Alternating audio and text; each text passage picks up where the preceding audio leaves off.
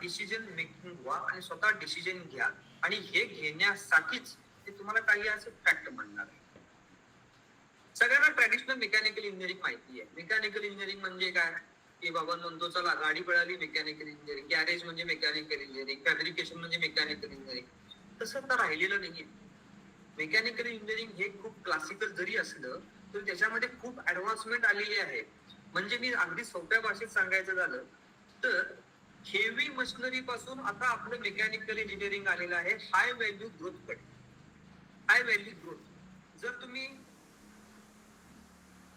इकॉनॉमिक्सचा data just कुठल्याही वेबसाईटवरून fetch केला किंवा जे आता आपलं युनियन बजेट झालं, ते युनियन बजेट जे फेब्रुवारीमध्ये झालं, जर तुम्ही ते बजेट जरी पाहिला तर बजेटचा डाटा जरी पाहिला तर ते त्याच्यामध्ये मेकॅनिकल काही गोष्टी इंजिनिअरिंगचं खूप चॅनल. क्लिअर होत्या. हाय व्हॅल्यू ग्रोथ हो, चला चला चला चला. मेकॅनिकल इंजिनिअरिंग आता हेवी मशिनरी पासून हाय व्हॅल्यू ग्रोथ कडे शिफ्ट झालं. म्हणजे मेकॅनिकल इंजिनिअरिंगची असेटची साईज, व्हॅल्यूची साईज दिवसेंदिवस वाढली आहे. आणि जर ही व्हॅल्यूची साईज जर तुम्ही बघायची झाली तर माझ्यासमोर डाटा आहे. मी जस्ट या सेशनच्या अगोदर एक जस्ट डाटा ओपन केला होता की जेणेकरून मी कॉलेजमध्ये आपल्या ऑप्शनमध्ये फायनान्शियल टेक्नॉलॉजी नावाचा एक विषय आहे, तो पण मी शिकवतो मेकॅनिकल इंजिनिअरिंगच्या. तर जस्ट त्याच्यामध्ये डाटा असा मला लक्षात आला की 11.5% एवढे ग्रॉस जीडीपी म्हणतो आपण तसं, तर जीडीपी मध्ये ग्रॉस व्हॅल्यू ऍडिशन 11.5%, म्हणजे 11.5% एवढी मेकॅनिकल इंजिनिअरिंगचं कॉन्ट्रीब्युशन झालेलं आहे. ग्रॉस व्हॅल्यू ऍडिशन ही खूप मोठी सबस्टॅन्शियल ग्रोथ आहे. म्हणजे मेकॅनिकल इंजिनिअरिंग नुसता हेवी मशिनरीचा हा जो लेबर होता हा पुसलेला आहे, हाय व्हॅल्यू ग्रोथ कडे आपण चाललेलो आहोत. आणि त्याचं कॉन्ट्रीब्युशन 11.5, आणि ह्या फायनान्शियल इयर मध्ये जर तुम्ही पाहिला तर क्लोज टू 43 लाख करोड एवढं कॉन्ट्रीब्युशन त्याचं आहे. 43 लाख करोड, ह्यूज कॉन्ट्रीब्युशन. म्हणजे सांगायची काय की फास्टेस्ट ग्रोविंग सेगमेंट आता सध्या हा मॅन्युफॅक्चरिंग सेक्टरकडे टुवर्ड्स लीन व्हायला आहे. स्लोली आपण त्या एक रिकव्हरीच्या फेज मध्ये आहोत. जर तुम्ही इंग्लिश मधला के असतो ना, इंग्लिश मधला के, तर तो केचा जो खालचा जो दांडा आहे ना, हा खालचा दांडा हा मेकॅनिकल इंजिनिअरिंग आणि मॅन्युफॅक्चरिंग सेक्टर सगळा आहे. कोविड नंतर हा सेक्टर थोडासा अजून खालीच राहिलेला आहे. म्हणून गव्हर्नमेंट ह्या सेक्टरला पुश करण्याचा प्रयत्न करते की जेणेकरून हा सेक्टर वरती जावा. तर गव्हर्नमेंटच्या पॉलिसीजच्या आपण फेवर मध्ये आहोत आणि ह्या गव्हर्नमेंटच्या पॉलिसीज आपल्याला फॉर्म होणार आहेत आणि या पुढच्या 4-5 वर्षात तुम्हाला याचा रिझल्ट दिसणार आहे. म्हणून मी तुम्हाला मगाशी म्हटलं की तुम्ही 2026 चा विचार करू नका, तुम्ही 2030 चा विचार करा. त्यावेळी तुम्हाला खूप ऑपॉर्च्युनिटीज अवेलेबल झालेल्या असणार आहेत. कारण हा जो पैसा आता गव्हर्नमेंट तुम्हाला ऍज अ सबसिडीमध्ये किंवा ऍज अ पॅकेजेस जे मॅन्युफॅक्चरिंग सेक्टरला देणार आहे, एका रात्री कुठली इंडस्ट्री उभारत नसते, त्याला वेळ जात असतो. तर हळूहळू ह्या ऑपॉर्च्युनिटीज डेव्हलप होत राहणार आहेत. तर त्यातला एक आणखीन एक महत्वाचा डाटा मी तुम्हाला सांगतो. या युनियन बजेटमध्ये 12.2 लाख करोड, 12.20 लाखाचा कॅपेक्सचा अलोकेशन त्या युनियन बजेटमध्ये झालं. आणि ह्या 12.20 लाखाचा कॅपेक्सचं अलोकेशन हे फक्त रेल कॉरिडॉरला झालेलं आहे. म्हणजे इन्फ्रास्ट्रक्चर बिल्डिंग मध्ये 12.20 लाख करोड गव्हर्नमेंट ह्या वर्षी स्पेंड करणार आहे. आणि इन्फ्रास्ट्रक्चर डेव्हलपमेंट मध्ये रेल कॉरिडॉर नवीन करण्याचा प्रयत्न करते. लक्षात घ्या, रेल्वेमध्ये मेकॅनिकल इंजिनिअरिंग खूप म्हणजे खूप आहे, हे मी सांगायची तुम्हाला आवश्यकता नाही. मेकॅनिकल इंजिनिअरिंग मध्ये खूप रेल्वे आहेत, रेल्वेमध्ये खूप मेकॅनिकल इंजिनिअरिंग इन्व्हॉल्व झालेली आहे. वेगवेगळे लोकोमोटिव्ह असतील, मॅन्युफॅक्चरिंग असेल. बघा, रेल्वे ही कुठलीही प्लास्टिकची बनत नाही, रेल्वे ही स्टीलची बनते, मेटलची बनते. वेगवेगळे मेटल्स त्याच्यामध्ये इन्व्हॉल्व आहेत, मॅन्युफॅक्चरिंग इन्व्हॉल्व आहे, वेगवेगळे मायनिंग सेक्टर इन्व्हॉल्व आहेत, प्रोडक्शन इन्व्हॉल्व आहे, बऱ्याचशा गोष्टी याच्यामध्ये इन्व्हॉल्व आहेत. म्हणजे रेल्वेचे पार्ट्स पाहिले तर अगदी प्लास्टिक मध्ये पण रेल्वे कोचिंग साठी जे आपण प्लास्टिक वापरतो, रबर वापरतो, वेगवेगळे सगळे मटेरियल्स रेल्वेमध्ये यूज झालेले आहेत. त्याच्यामुळे करिअरची ऑपॉर्च्युनिटी ह्या आगामी पुढच्या वर्षात या रेल्वेच्या कॉरिडॉरच्या साह्यानं खूप गव्हर्नमेंट स्पुटनिंग आणि गव्हर्नमेंट स्पेंड करणार आहे. आणि जेव्हा गव्हर्नमेंट स्पेंड करते तेव्हा जे काही सबसिडीज आहेत, जे काही वेंडर्स आहेत, ऑब्व्हियसली त्यांना कपॅसिटी एक्सपांड करावं लागतं. आणि कपॅसिटी एक्सपांड जेव्हा एखादी कंपनी करते तेव्हा ऑब्व्हियसली नवीन रिसोर्सेस लागतात, मॅनपॉवर लागते. आणि यासाठी तुम्ही एक रेडीमेड प्रॉडक्ट 2030च्या आसपास तयार झालेला असणार आहे. आणि त्यावेळी तुम्हाला ऑपॉर्च्युनिटीज खूप जनरेट झालेल्या असतात. आणखीन एक महत्वाचं आहे म्हणजे 20 नवीन गव्हर्नमेंट इंडस्ट्रियल वॉटरवेज करणार आहे. इंडस्ट्रियल वॉटरवेज 20 नवीन. आता लक्षात घ्या, ह्या इंडस्ट्रियल वॉटरवेज मध्ये ज्या काही पाईपलाईन्स यूज होतात त्या काही प्लास्टिकच्या पाईपलाईन्स नाही आहेत, त्या सगळ्या स्टीलच्या पाईपलाईन्स आहेत. स्टील सेक्टर खूप बूमिंग जाणार आहे. रॉ मटेरियलचे प्राइजेस आता हळूहळू वाढत आहेत.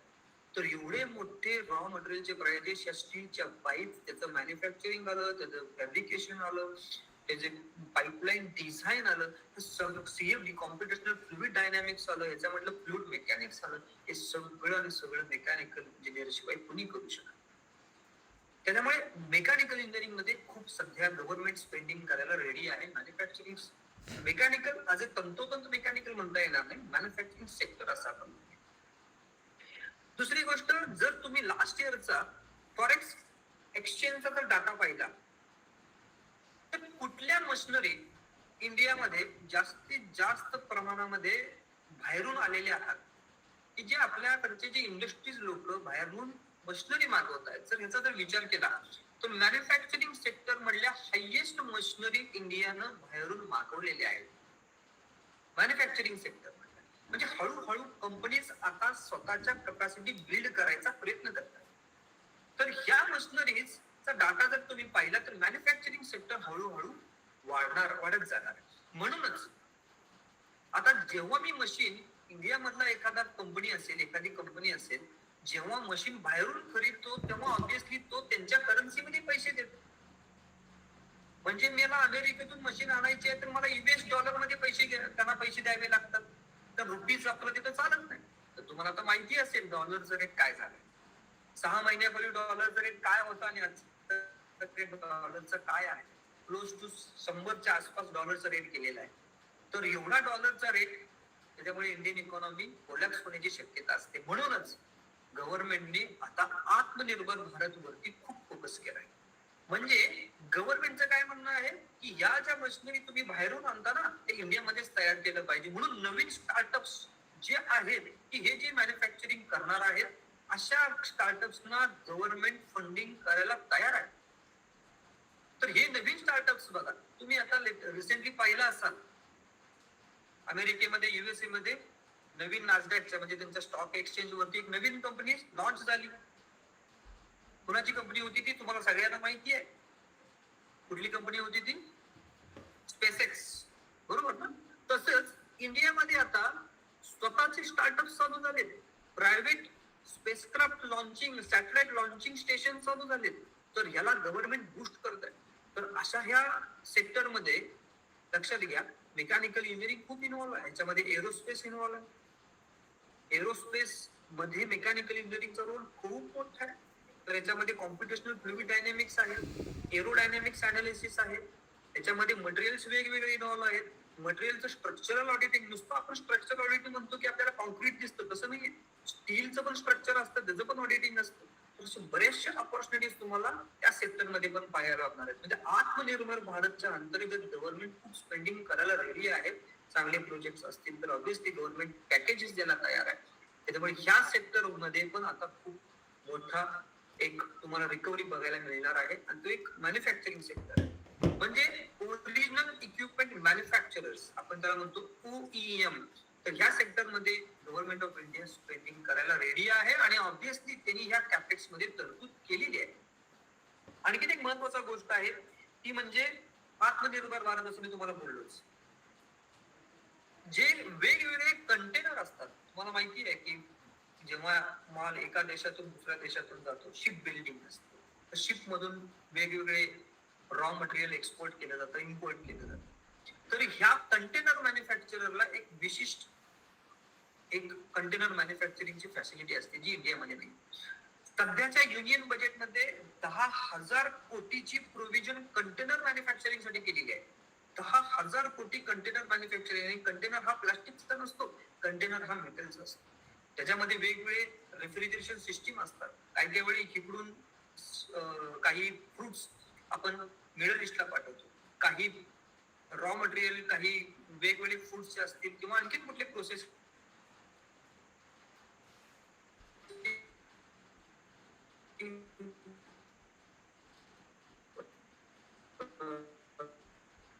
पॅकेज पॅकेज्ड फूड असे स्पेशलाइज्ड कंटेनर मॅन्युफॅक्चरसाठी या बजेटमध्ये प्रोव्हिजन केलेली आहे.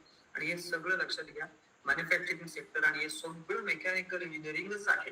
त्याच्यामध्ये वेगवेगळे मेकॅनिकल इंजिनिअरिंगमध्ये जे विषय आहेत, थर्मोडायनामिक्स असेल, रेफ्रिजरेशन, एअर कंडिशनिंग असेल, क्रायोजेनिक्स असेल, मशीन डिझाईन असेल, व्हायब्रेशन असतील, सगळे सगळे सब्जेक्टचा यूज करून मेकॅनिकल इंजिनिअरिंग या सगळ्या गोष्टी कंटेनर मॅन्युफॅक्चरिंग तुम्ही जाऊ शकता.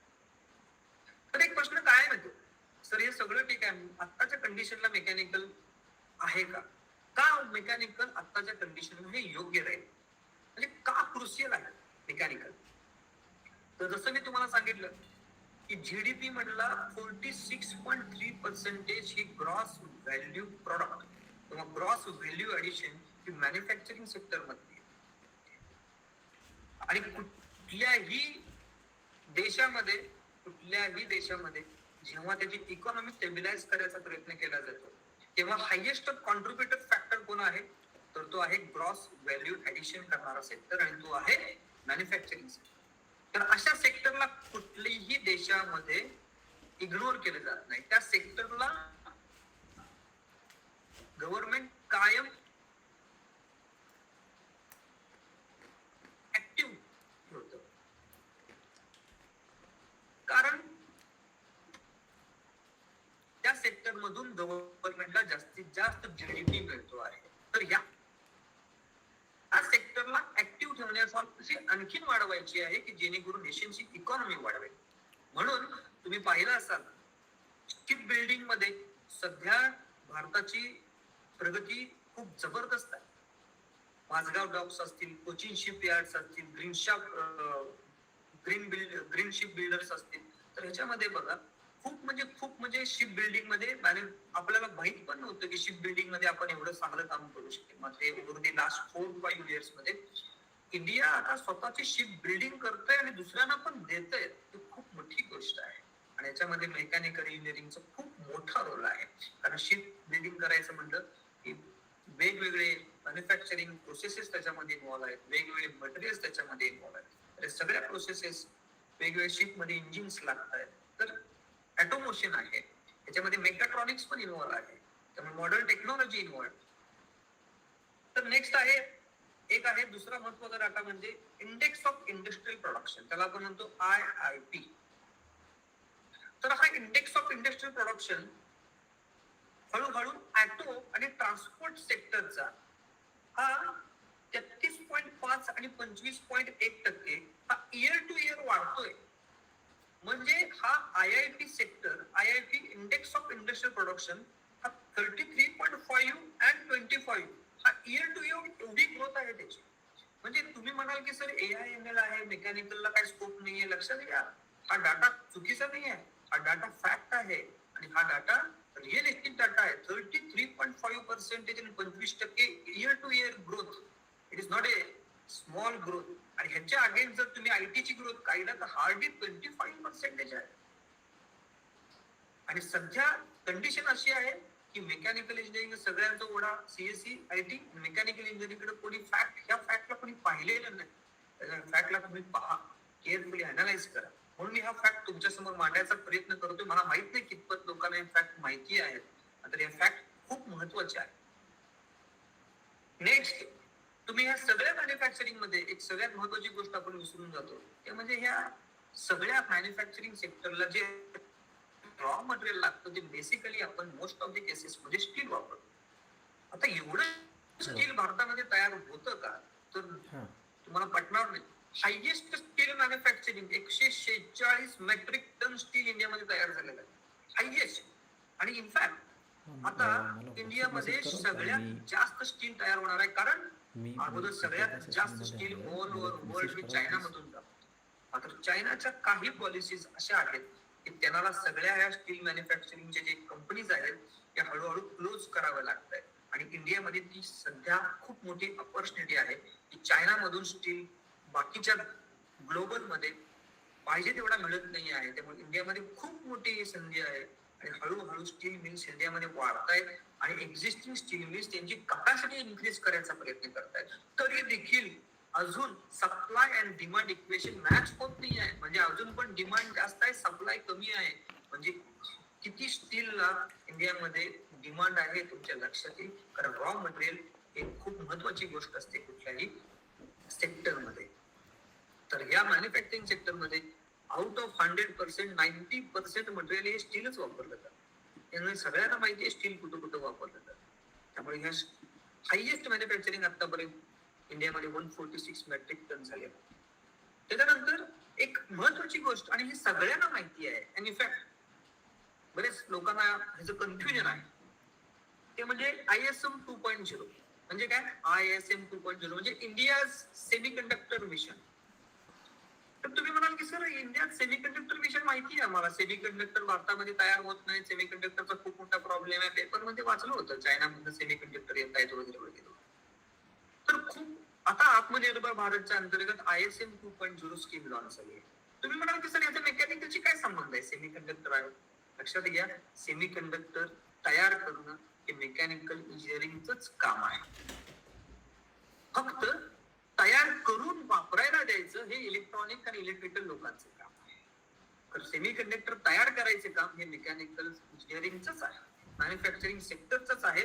आणि सेमीकंडक्टर टेक्नॉलॉजी मॅन्युफॅक्चरिंग साठी जे हाय व्हॅक्यूम फर्नेसेस लागतात, हाय व्हॅक्यूम टेक्नॉलॉजी लागते, जे काही हाय थर्मल मॅनेजमेंट सिस्टीम लागते, सगळी मेकॅनिकल इंजिनिअरिंग मध्येच पॉसिबल आहे. पण मेकॅनिकल इंजिनिअरिंगचं मी तुम्हाला जस्ट एक ब्रॉड व्ह्यू सांगायचा प्रयत्न करतोय. त्यामुळे नुसता मेकॅनिकल इंजिनिअरिंग म्हणजे गाडी, गॅरेज, ऑटोमोबाईल असं पकडू नका. मेकॅनिकल इंजिनिअरिंग मध्ये ह्यूज ऑपॉर्च्युनिटीज आहे. तयार करायचं असेल तरी तुम्ही मेकॅनिकल इंजिनिअरिंग मध्ये करू शकता. तुम्ही म्हणाल की सर माझ्याकडे पैसे नाहीत, एवढे माझ्याकडे पैसे नाहीत, वडिलोपार्जित बिझनेस नाही, मी कसा स्टार्टअप करू? Doesn't matter. मेकॅनिकल इंजिनिअरिंग नंतर असे काही कोर्सेस आहेत की जे तुम्ही प्रोफेशनल कोर्सेस म्हणूया, सर्टिफिकेशन कोर्सेस म्हणूया, नॉन डिस्ट्रक्शन टेस्टिंग मध्ये असे काही कोर्सेस आहेत, API अमेरिकन पेट्रोलियम इन्स्टिट्यूट मध्ये असे काही कोर्सेस आहेत, AWS अमेरिकन वेल्डिंग सोसायटी त्याच्यामध्ये असे काही कोर्सेस आहेत. तुम्ही असे काही सर्टिफिकेशन करू शकता की जेणेकरून तुम्ही मेकॅनिकल इंजिनिअरिंग करून एक स्मॉल कन्सल्टन्सी फर्म तुम्ही स्वतःची करू शकता. आणि या कन्सल्टन्सी फर्म मधून तुम्ही वेगवेगळ्या लोकांना टेक्नॉलॉजिकल सर्व्हिसेस प्रोव्हाइड करू शकता, कन्सल्टन्सी सर्व्हिसेस प्रोव्हाइड करू शकता. त्यानंतर American petroleum institute, American API यांचे तुम्ही एक्झाम्स देऊ शकता. त्या एक्झाम झाले की तुम्ही भरपूर ठिकाणी API एक इन्स्पेक्टर म्हणून काम करता. वेगवेगळ्या पाईपलाईन्स ज्या आहेत, कारण कुठलीही पाईपलाईन जेव्हा ऑइल अँड गॅस सेक्टर असतो तेव्हा त्या पाईपलाईनचा रोल खूप मोठा असतो. तर ह्या पाईपलाईनचं इन्स्पेक्शन करायला एक ठराविक लोकच असतात, क्वालिफाईड लोक असतात. तर तुम्ही तशा प्रकारचे एक्झाम देऊन एक स्वतःला तुम्ही एक स्पेशलाइज्ड डोमेन नॉलेज बनवू शकता.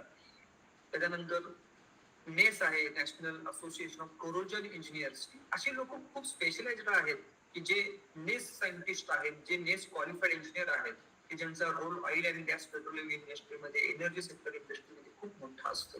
अशा तुम्ही एक्झाम देऊन एक specialized technical domain expertise gain करू शकता. तर अशा मेकॅनिकल इंजिनिअरिंग मध्ये ह्यूज ऑपॉर्च्युनिटीज आहेत. After qualification of mechanical engineering आणि गेट एक्झाम जर तुम्ही क्वालिफाय झाला असाल तर नॅशनल थर्मल पॉवर कॉर्पोरेशन मध्ये तुम्हाला अपॉर्च्युनिटी आहे, न्यूक्लिअर पॉवर कॉर्पोरेशन इंडियामध्ये अपॉर्च्युनिटी आहे, BRC मध्ये तुम्हाला अपॉर्च्युनिटी आहे. त्याच्यामुळे पब्लिक सेक्टर पण तुम्हाला जो मेकॅनिकल इंजिनिअरिंगचा ओपन आहे.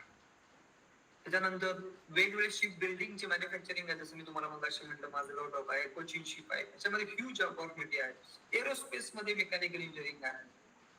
त्यामुळे मेकॅनिकल इंजिनिअरिंग मी सोप्या भाषेत सांगेन, एक कन्क्लुजन करेन की मेकॅनिकल इंजिनियर हा एक असा युनिव्हर्सल फिट आहे, असा एक बल्ब आहे की तो कुठल्याही होल्डर मध्ये बसतो. तुम्ही एक गुगलचे CEO तुम्हाला माहिती आहे, सुंदर पिचाई, सगळ्यांना माहिती आहे. तर ते बीटेक मेटलर्जी आहेत. लेटेस्ट सी नावाचं जे पुस्तक जे कायदेकर सर होते, जे खूप फेमस होतं पुस्तक, latest C plus plus, mechanical engineering आहे ते. म्हणजे मेकॅनिकल इंजिनिअरिंग कोडिंग मध्ये पण काम करतोय. मात्र एक्झॅक्टली अपोजिट माझ्या पाहणीत तर अशी खूप उदाहरणं कमी आहे की CSE करून मेकॅनिकल मध्ये आलेला आहे. आता मेकॅनिकल करून CSE मध्ये गेलेले भरपूर पाहतोय. म्हणजे मेकॅनिकल हा एक रॉयल फिट आहे की जो कुठल्याही ब्रांच मध्ये जाऊन फिट होऊ शकतो. आणि अपॉर्च्युनिटीज मी तुम्हाला आता बोललेलोच आहे. तर अशा खूप अपॉर्च्युनिटीज आहेत. आणि आय होप की जे काही इंट्रोडक्शन आहे मेकॅनिकलच्या बाबतीमध्ये मी तुम्हाला आय थिंक बॅकग्राऊंड क्लिअर केलेली आहे. नाव इट इज तुमचा आता कॉल राहील आणि जे काही कोऑर्डिनेटर आहेत हो. त्यांनी सांगा नेक्स्ट काय असेल. Yes, thank you so much sir. Actually मला मराठी सरांची आठवण झाली, इलेक्ट्रॉनिक्सचे आपले वालचंदचे मराठी सर. पण आपल्याला मागच्या 2 वर्षांपासून 2-3 वर्ष झाली आम्ही सलग सेशन करतो. यावर्षी दुर्दैवानं नाही आहेत मराठी सर. आणि मराठी सर एवढी डिटेलिंग करायचे, म्हणजे जे तुम्ही आज करता ना, की त्या सगळ्याला बजेटशी जोडणं, म्हणजे भारताचं विजन काय आहे पुढच्या 10 वर्षांमध्ये हे बघणं, तेही महत्त्वाचं आहे. कारण प्रत्येक फील्डमध्ये आपल्याला अपॉर्च्युनिटीज बघाव्या लागतील येणाऱ्या काळामध्ये, की काय अपॉर्च्युनिटीज पुढच्या येणाऱ्या, आणि गव्हर्नमेंट त्याच्यासाठी काय कॅप ठेवतं. त्यामुळे गव्हर्नमेंट पॉलिसीज या सगळ्यामध्ये खूप महत्त्वाचा रोल प्ले करत असतात. सो खूप इन्फॉर्मेटिव्ह होतं. काही प्रश्न इन जनरल जे मुलांच्या मनात असतात, त्यात मला पण काही प्रश्न होते. याच्यातला पहिला मुद्दा असा की जे आता ऑटोमेशन होतं आहे, म्हणजे ऑटोमायझेशनकडं इंडस्ट्री वळती आहे, की ज्याच्यामध्ये आता खूप साऱ्या नवीन पण ब्रँचेस आलेत. आपल्या वॉलचंदमध्ये पण रोबोटिक्स आहे. तर याच्यामध्ये मेकॅनिकल इंजिनिअरिंगचा विद्यार्थी जाऊ शकतो का, आणि तो गेला तर तो कोणत्या मार्गाने जाऊ शकतो असं. ओके, हा खूप चांगला प्रश्न आहे. हम्म. जसं मी तुम्हाला मगाशी म्हटलं की एक इंडियाचं आणखीन एक मिशन आहे ते म्हणजे स्मार्ट मॅन्युफॅक्चरिंग. हां.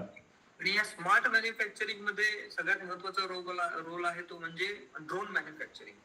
ओके. आणि ह्या ड्रोन मॅन्युफॅक्चरिंग मध्ये रोबोटिक्सचं खूप मोठं काम असतं. तर बीटेक मेकॅनिकल नंतर एमटेक रोबोटिक्स अँड ऑटोमेशन आहे हम्म. आणि कॉम्प्युटर इंटिग्रेटेड मॅन्युफॅक्चरिंग आहे. तर हे दोन ब्रांचेस ऑलवेज मेकॅनिकल इंजिनिअरिंग साठी अवेलेबल आहेत.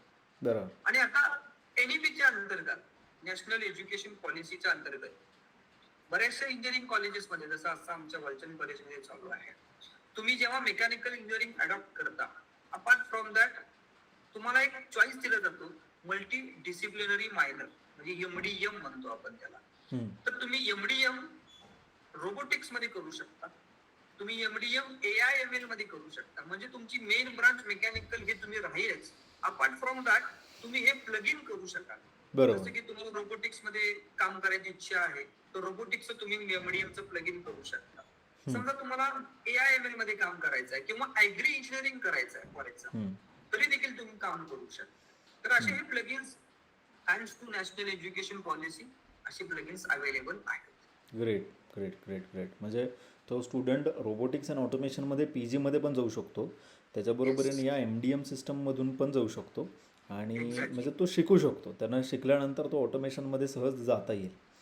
आता दुसरा एक मुद्दा असा या सगळ्या स्टुडंट्सच्या बाबतीत राहतो, तो म्हणजे मेकॅनिकल इंजिनिअरिंग झाल्यानंतर, म्हणजे आता आपण बघतो की इकडं सगळीकडं जे आपण सी एस किंवा आय टी, ए आय या सगळ्याचा जेवढा वाढता प्रभाव झाला आहे, तर या आर्टिफिशियल इंटेलिजन्सचा मेकॅनिकलवर काही परिणाम होऊ शकतो का, असं पण काही परिणाम, काही प्रश्न असतात. तर याबद्दल काय सांगाल? खूप आणखीन एक खूप महत्वाचा टॉपिक आहे हा. हां. कारण आजकाल चॅट जीपीटी असेल, जेमिनाय असेल, ह्याचा वापर एवढा प्रचंड प्रमाणात वाढलेला आहे आणि लोकांना वाटते की अरे कदाचित हेच सगळं पुढचं विश्व आहे का काय.